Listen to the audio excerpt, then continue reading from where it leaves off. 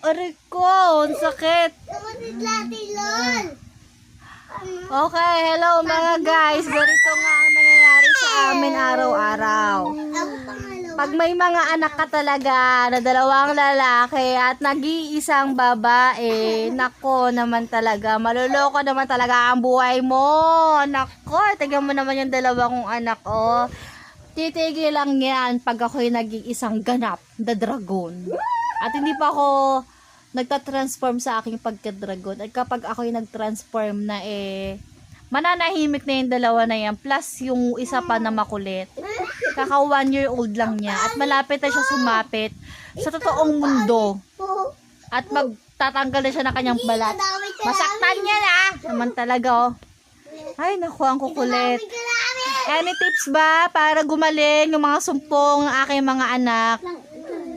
Ay, nako, talaga.